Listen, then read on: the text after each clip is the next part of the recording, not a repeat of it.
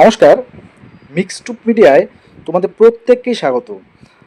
জানি পুজো চলছে, তো সবার প্রথমেই মহাষ্টমীর আন্তরিক প্রীতি ও শুভেচ্ছা। পুজো সবার ভালো কাটুক এবং অবশ্যই সাবধানে পুজো প্যান্ডেলে বা বিভিন্ন জায়গায় ঘোরাঘুরি করবে। ঠিক আছে, যে সাবধানতা অবলম্বন করবে তোমরা। তো আজকে দেখো আমি সিএইচও মেইনলি আর এএনএম পোস্টিং এই দুটো বিষয়ে কিছু তোমাদের অনেক জিজ্ঞাসা ছিল, তো সেটা আমি আজকে একটু ক্লিয়ার করব। তো সিএইচওটা প্রথমে একটু বলে নেই যে দেখো এটা লাস্ট যে রিক্রুটমেন্টটা হয়েছিল 2023-এ, তার নোটিফিকেশানটা। তো দেখো এটা 8/8/2023-এ পাবলিশড হয়েছিল। হ্যাঁ, এবার এখানে আমি যে বিষয়টা বলবো তোমাদের, তোমরা যে এডুকেশনাল এসেনশিয়াল কোয়ালিফিকেশান এটা দেখবে বিএসসি যারা করেছিল 2020 আগে, তাদের ক্ষেত্রে তারা এলিজিবল ছিল GNM recognized by West Bengal Nursing Council, এবং ওয়েস্ট বেঙ্গল নার্সিং কাউন্সিল থেকে জিএনএম করলেই তারা আবেদন করতে পারত। আচ্ছা, এবার তাহলে অনেকে প্রশ্ন করছে যে বাইরের স্টেট থেকে যারা করতে পারবে কি না, তারা কি বলে তাদের কি হবে তখন, তারা কি করতে পারবে না? লাস্ট ইয়ার কিন্তু দেখো আমি বলছি এখানে এখানে একটা বলা আছে, 2 নম্বর যে পয়েন্টটা সেটা বলা আছে, they must have registration certificate, provisional certificate reciprocal from West Bengal Nursing Council. এই যে রেসিপ্রোকাল, আচ্ছা রেসিপ্রোকালটা কারা পায়? রেসিপ্রোকাল সার্টিফিকেট কারা পায়? যারা অন্য কোনো স্টেট থেকে নার্সিং কোর্স কমপ্লিট করে ওয়েস্ট বেঙ্গলে আছে, তারা এখানে এসে রেসিপ্রোকাল সার্টিফিকেট বা রেজিস্ট্রেশনটাকে এখান থেকে পায়। তো সেক্ষেত্রে এখানে স্পষ্ট আমরা বুঝতেই পারছি যে যারা আদার স্টেট থেকে নার্সিং করেছো, সে জিএনএম বা বিএসসি যাই হোক না কেন, তারাও কিন্তু অ্যাপ্লিকেবল ছিল 2023-এ।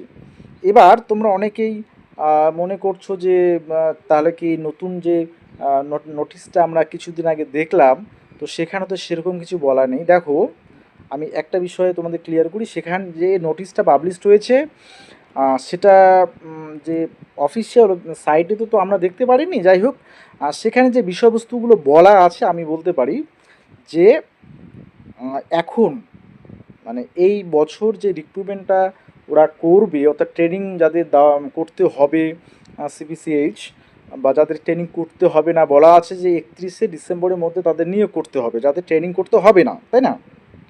আচ্ছা, যাদের ট্রেনিং করতে হবে সেখানে তাদের এসেনশিয়াল ক্রাইটেরিয়াগুলো কিছু কিন্তু ছিল। তো সেখানে স্পষ্ট বলা ছিল যে আগে যেভাবে হতো পদ্ধতিটা, অর্থাৎ টোটালি হচ্ছে ওয়েস্ট বেঙ্গল যে হেলথ ডিপার্টমেন্টের সমিতি, সেখান থেকে কিন্তু টোটালি কন্ডাক্ট করা হতো। কিন্তু এবারে সেই নোটিশে কিন্তু স্পষ্ট বলা রয়েছে এবারে ডিস্ট্রিক্ট ওয়াইজ সেটা হবে, অর্থাৎ ডিস্ট্রিক্ট যে হেলথ ওয়েলফেয়ার সমিতি রয়েছে তাদের তত্ত্বাবধানে তারা নতুন করে নিয়োগ নোটিশ, অর্থাৎ রিক্রুটমেন্ট নোটিশ পাবলিশ করবে। তাদের এই যে তোমাদের যে রিটেন এক্সাম আছে 85, তোমরা জানো, ভাইবা আছে 15 মার্কস। তো টোটাল এই সমস্ত যাবতীয় দায়িত্বে থাকবে যে ডিস্ট্রিক্টের হেলথ যে সমিতি রয়েছে তারা। তো এবার সেই যে নোটিফিকেশানটা, সেই নোটিফিকেশান আসলেই তোমরা দেখতে পারবে যারা তোমরা বাইরের স্টেট থেকে করছো তারাও কিন্তু অ্যাপ্লিকেবল হবে। ঠিক আছে? আর 2021-এর পরে যারা জিএনএম করছো, অনেকে ভাবছো যে তারা পারবে না, না তারাও পারবে, প্রত্যেকেই তোমরা এলিজিবল হবে। তবে একটা কন্ডিশন আমি বলি, সব থেকে বড় কন্ডিশন হচ্ছে যেদিন থেকে তোমাদের অ্যাপ্লিকেশান স্টার্ট হবে অনলাইন, সেই ডেটের আগে তোমাদের সার্টিফিকেট, অর্থাৎ রেজিস্ট্রেশন সার্টিফিকেট বা রেসিপ্রোকাল রেজিস্ট্রেশন সার্টিফিকেট তোমাদের পেতে হবে, এটা মাস্ট, ম্যান্ডেটরি। হ্যাঁ, এখানেও দেখো সেই বিষয়টাই সম্ভবত আমি তোমাদের দেখাতে চেয়েছিলাম। দেখো, আচ্ছা, এই বিষয়টাই তোমাদের আমি একবার দেখাচ্ছি। এই যে লাস্ট যেটা হয়েছিল সেখানে কিন্তু একটা বিষয় ছিল, এই যে এখানে দেখো যে দ্য এসেনশিয়াল ক্রাইটেরিয়া মেনশনড আর the minimum and mere position of the same does not entitle the candidate to claim section all essential qualification must be completed on or before the first day on online application, অর্থাৎ online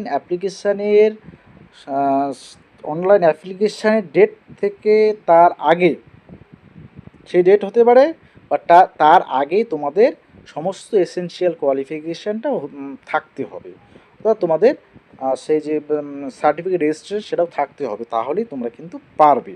অর্থাৎ তোমরা other state থেকেই হও বা West Bengal থেকেই হও, তোমরা কিন্তু প্রত্যেকেই অ্যাপ্লিকেশান করতে পারবে। এবং কাদের তোমাদের কোর্স করতে হবে বা কাদের হবে না সেটা কিন্তু সেখানে বলা রয়েছিল, যে বিএসসি যারা বিএসসি নার্সিং করেছিল, যাদের যে ট্রেনিংটার কথা বলা হয়েছিল, ওটা যাদের ছিল, একটা ট্রেনিং ছিল,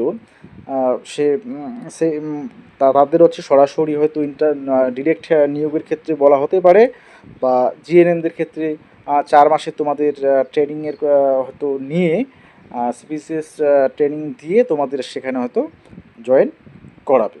ঠিক আছে, এবার তোমাদের প্রশ্ন তাহলে কবে অ্যাপ্লিকেশান শুরু হবে? দেখো, অ্যাপ্লিকেশান তোমাদের আমি এই বিষয়টা একটু ক্লিয়ার করি।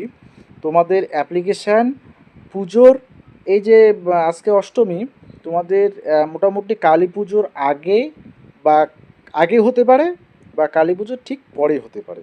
ঠিক আছে, এবং তোমাদের নভেম্বরের শেষের দিকে তোমাদের এক্সাম হওয়ার সম্ভাবনা কিন্তু রয়েছে, সেজন্য প্রিপারেশান তোমাদের নিতে হবে।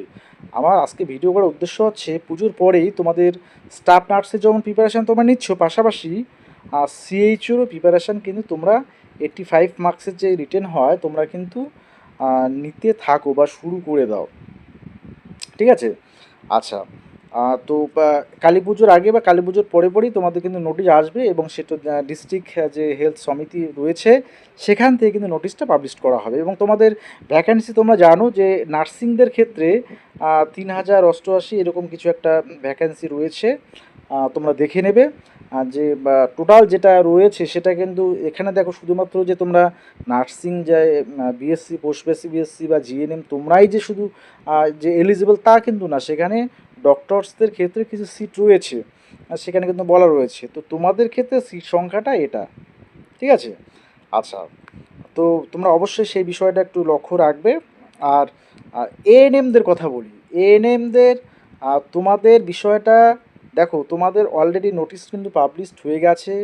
তোমাদের অক্টোবরের 8 তারিখ থেকে নভেম্বরের 7 তারিখ পর্যন্ত তোমাদের কাস্ট ক্যাটেগরির যে সার্টিফিকেট সেগুলো তোমাদের সাবমিট করতে বলেছি স্বাস্থ্য ভবনের নার্সিং সেকশানে, সেটা তোমাদের নোটিশটা আমি দিয়েছি, অবশ্যই একবার দেখে নেবে। এবং তোমাদের নভেম্বরের শেষের দিকে তোমাদের পোস্টিং দেওয়ার সম্ভাবনা কিন্তু প্রবল, কারণ তোমাদের নভেম্বরের 7 তারিখ পর্যন্ত তোমাদের ডিটেলস নেওয়া হবে, এবং নভেম্বরের শেষের দিকেই তোমাদের পোস্টিং জাস্ট তোমরা তো জানো যে লিস্ট তোমাদের জাস্ট রেডি। হ্যাঁ, এই সার্টিফিকেটগুলো এগুলো জাস্ট নিয়ে নিলে, হ্যাঁ, অর্থাৎ কে কোন ক্যাটাগরিতে পড়লো, কারণ অনেকে ওবিসি এ থেকে বিতে চলে গেছে বা বি থেকে এতে চলে আসছে। তো এই সমস্ত কিছু কারণবশত হয়তো বা যেহেতু ইন্টারচেঞ্জ হয়ে গেছে, তো সেই অনুযায়ী এগুলো কমপ্লিট করে তোমাদের নভেম্বরেই সম্ভবত তোমাদের দেওয়া হচ্ছে পোস্টিং। ঠিক আছে, এবং অবশ্যই তোমাদের যোগাযোগ তো রাখতেই হবে, তোমাদের আমি বলেছি আগেও। আচ্ছা, সেটা তোমাদের গেল, অবশ্যই তোমাদের সুখবর, কোনো টেনশন করবে না। এবং অবশ্যই পুজো তোমরা ভালোভাবে কাটাও এবং অতি সাবধানতা অবলম্বন করবে এই পুজোর ক্ষেত্রে। ঠিক আছে, অবশ্যই ঘুরবে, আনন্দ করবে, অবশ্যই যেন সচেতনভাবে। ঠিক আছে, সেটাই বলবো আমি। আচ্ছা, আর সিএইচও যারা স্টাফ নার্সের ক্ষেত্রে রয়েছে, স্টাফ নার্সের প্রিপারেশান তোমরা নেবেই, পাশাপাশি সিএইচও যারা করতে চাও কন্ট্রাক্ট বেসিসে 20,000 তোমরা জানো, কন্ট্রাক্ট বেসিসে 20,000 স্যালারি, তোমরাই কিন্তু সেই বিষয়টা একবার মোটামুটি পুজোটা শেষ হলে, জাস্ট দশমী শেষ হলে তোমরাই কিন্তু এই সিএইচও প্লাস ইন্টারভিউ দুটো শুরু করতে পারো। ঠিক আছে, আমি সিএইচও বিষয়ে মাঝে মাঝে কিছু ক্লাস দেবো, তো অবশ্যই চ্যানেলটা যারা নতুন রয়েছে একটু ফলো রাখবে। ঠিক আছে, এই পুজোর পরে আমি হয়তো ক্লাস কিছু শুরু করে দিতে পারি, অর্থাৎ কীরকম কোশ্চেন, কী টাইপের কোশ্চেন তোমাদের থাকবে, বা স্টাফ নার্সের ইন্টারভিউ সম্পর্কে কিছু আলোচনা, কীভাবে ইন্টারভিউ তোমরা ইন্টারভিউতে পার্টিসিপেট করবে, কী পদ্ধতিতে বা কোন কোন টাইপের কোশ্চেনগুলো আসে, এই বিষয়গুলো নিয়ে একটু আলোচনা করবো। ঠিক আছে, তো সকলে ভালো থাকবে, সুস্থ থাকবে, পুজোর পরেই আবার দেখা হবে।